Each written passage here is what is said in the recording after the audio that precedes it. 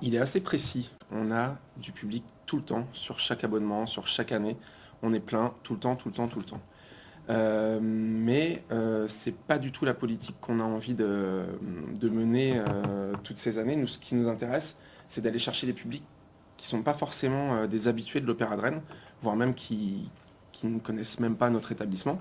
Donc on a tendance à aller chercher des étudiants, des personnes qui sont pas forcément aussi habitantes à Rennes, donc on va chercher des gens qui sont à Rennes Métropole, et on fait des tarifs préférentiels pour les étudiants, pour les chômeurs. On a un cadre avec la carte sortir, je ne sais pas si vous connaissez cette carte à Rennes, qui donne des tarifs préférentiels sur des concerts et des opéras. Donc moi, mon travail, c'est le même que Marion Etienne, qui est chargée d'action culturelle à l'opéra, c'est d'aller chercher ces publics-là. C'est-à-dire que moi, je ne vais pas juste mettre le livret de l'Opéra de Rennes sur Facebook, il n'y a aucun intérêt à ça, puisque tous nos abonnés les connaissent. Mon travail, ça va être d'aller séduire les publics cibles, comme Rennes 1, comme Rennes 2, d'aller chercher un peu le crous pour des partenariats, et voilà, je serai toujours dans la séduction de ces publics-là, pour, comment dirais-je, c'est une sorte de rayonnement, quoi. C'est une sorte de rayonnement culturel et d'un opéra pour tous qu'on veut pérenne à l'Opéra de Rennes. Voilà.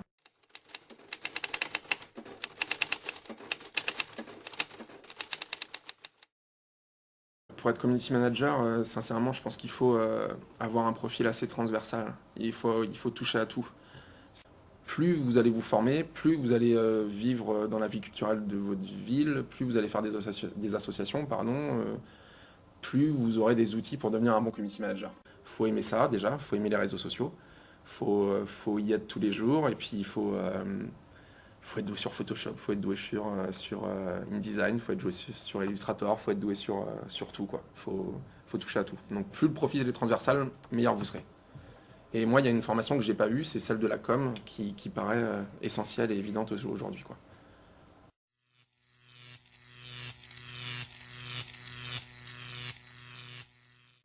À l'opéra, j'ai un forfait où je travaille au minimum 1 heure par jour sur leur projet. Après, ça veut rien dire, hein, il y a des temps morts, mais après, quand on est community manager, il n'y a jamais de temps mort, hein. C'est-à-dire que quand il n'y a pas de communication pendant 2 semaines, on va trouver un moyen de communiquer. La phrase communiquer pour communiquer, elle existe, elle est vraie. Si par exemple, je sais pas, on est en février et qu'il n'y a pas d'opéra qui sont programmés, je vais profiter de la Saint-Valentin et poser une question à la communauté, leur dire quel est pour vous l'opéra qui représente plus l'amour, et ça, je sais que je vais faire des scores pas possibles.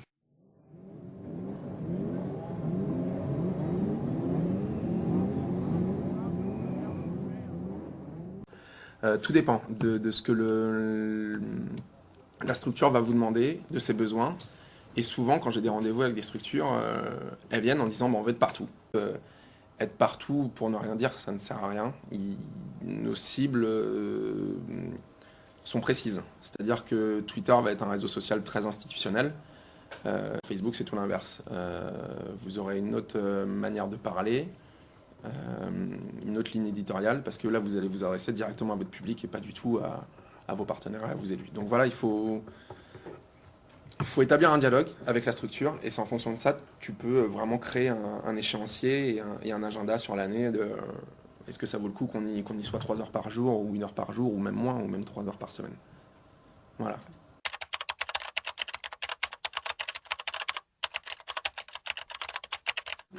Je travaille seul. Ça, c'est important parce qu'un community manager a besoin d'être assez libre en fait dans son travail. Moi, ce que j'aime bien faire, c'est qu'au début de l'année, au début de la saison en tout cas, je leur demande leurs attentes. C'est-à-dire pourquoi ils veulent être sur les réseaux sociaux, qu'est-ce qui va les intéresser, qu'est-ce qui va les aider. Et en fonction de ça, on discute pendant 1 heure ou 2, et moi je leur dis ok, d'accord, on est ok là-dessus, on est d'accord sur cette manière d'aborder les projets, sur ce contenu rédactionnel, mais ensuite vous me laissez libre. Parce que c'est des outils, c'est des pratiques qui évoluent très rapidement sur les réseaux sociaux, c'est-à-dire que tous les 3 mois, il y a une nouvelle mode, une nouvelle manière de fonctionner, de penser. Là, tout le monde s'amuse à faire des gifs.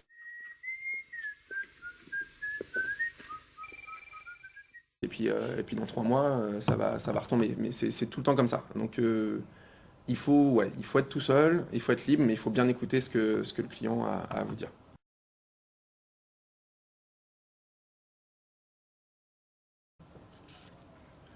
Waouh, ah, c'est la question. Ouais, c'est vrai, d'accord, pourquoi pas. Eh ben, écoute, je me suis jamais posé cette question-là.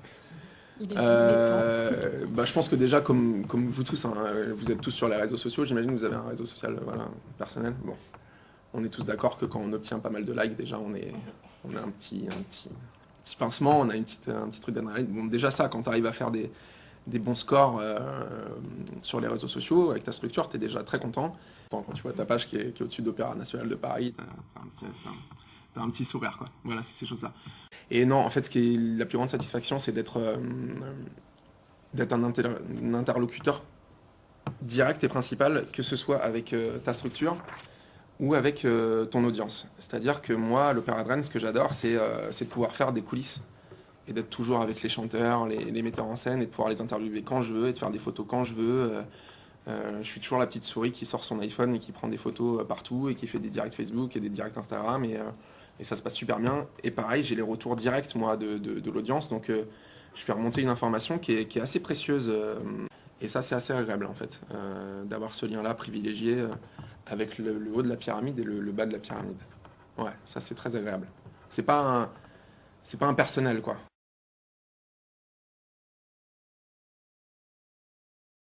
Mais un community manager, il travaille tout le temps. C'est-à-dire que on aura beau mettre des limites sur le Messenger en disant nous vous répondrons demain à la première heure ou ces choses-là, ça n'existe pas. C'est toujours de l'immédiateté sur les réseaux sociaux. Ça, c'est le petit inconvénient, c'est la petite contrainte. Mais bon, c'est aussi de... Voilà, moi ça me dérange pas trop, mais il y a des soirs où on sait qu'on n'aura pas notre soirée. Voilà, c'est comme ça. On a fait un opéra sur écran qui s'appelle Carmen, je sais pas si vous avez vu ça. Et bon, bah là, pendant une semaine, c'était du H24, 7 jours sur 7, quoi. Parce que les gens y étaient tout le temps à poser des questions. On devient vite le hall d'accueil, ou le hall d'entrée, ou le secrétariat, en fait, d'une structure.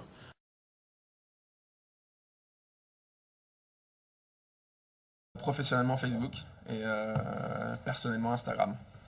Instagram, je trouve que c'est le summum de la communication aujourd'hui, c'est-à-dire que c'est une image, une toute petite légende, et c'est tout ce qu'on demande aujourd'hui parce que les gens ont un temps de... Ils ont un temps d'attention à l'information qui est infime. C'est-à-dire qu'un post Facebook, si vous mettez plus de 6 lignes, ils ont déjà décroché, ils n'ont même pas appuyé sur voir plus, c'est déjà trop long, ça fait trop de... Voilà. Mais un Instagram, je fais des scores pas possibles sur Instagram avec l'opéra, mais aussi on a un point de vue personnel, c'est ce qui m'amuse le plus, c'est ce qui marche le plus. Enfin, je passe beaucoup de temps sur Instagram et très peu sur Facebook en fait aujourd'hui. Voilà.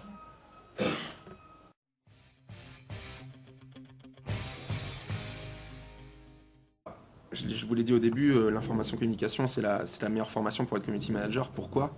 Parce que la communication n'a pas changé, c'est la même. Il y a juste l'outil qui a changé. Maintenant, on utilise les réseaux sociaux. À l'époque, c'était le print, c'est-à-dire de l'affichage dans les villes, de la publicité dans les magazines, etc. C'est les mêmes pratiques. Il y a un émetteur, il y a un récepteur, et au milieu, il y a un moyen d'émettre le message. Voilà, c'est tout. Pour moi, il faut être très à l'aise avec l'information communication.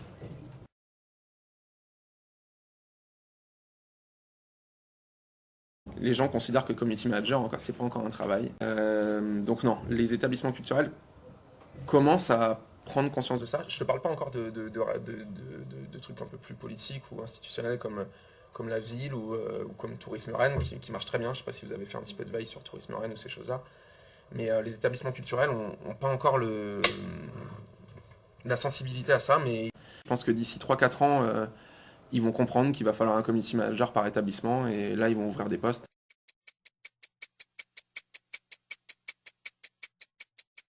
Les réseaux sociaux, c'est le seul milieu numérique où on n'a pas de retour sur investissement. C'est-à-dire que tu as beau être présent sur les réseaux sociaux, j'ai beau dire que j'ai fait une super promo sur un opéra, je ne saurais pas te dire dans la salle combien ils sont venus parce qu'ils ont vu ma promo sur Facebook. C'est toujours ça le problème. Donc les gens te disent d'accord, je veux bien investir dans les réseaux sociaux, mais qui me dit que sur les 1000 places, tu en as ramené 700 ou peut-être que 10, quoi. Et ça, c'est le seul truc qu'on a du mal aujourd'hui à faire comprendre aux institutions, c'est que je pense qu'on est quand même un très gros pourcentage de ce qui fait avancer les gens dans les structures. Mais il faudra faire des enquêtes, quoi. Il faudrait faire des enquêtes pour qu'on sache où les gens ont eu l'information, et puis là, ça marcherait, mais bon, le problème il est là, c'est qu'on n'a pas de retour sur investissement.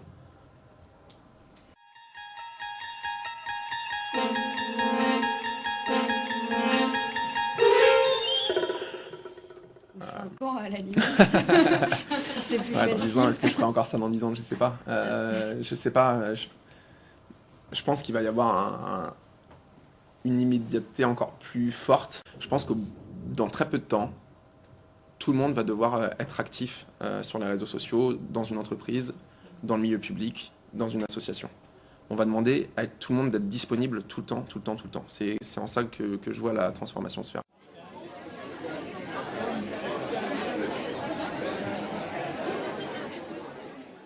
La chose que je dis en fin de formation aux gens qui viennent dans ma formation, c'est copier, quoi. C'est horrible, hein, mais allez voir ailleurs comment ça se fait. Les pratiques sont toujours très bonnes, et puis inspirez-vous et faites-le ensuite à votre sauce, parce que les gens n'aiment pas l'impersonnel. Ils veulent vraiment du personnel. Il faut juste rajouter sa petite touche personnelle, mais il faut regarder ce qui se fait ailleurs. Il faut faire du benchmarking. Voilà, c'est pour ça que je dis la communication marche beaucoup, mais il faut faire du benchmarking à fond, quoi. C'est tout ce que je peux vous dire. Et vous adapter à la structure et bien construire le projet.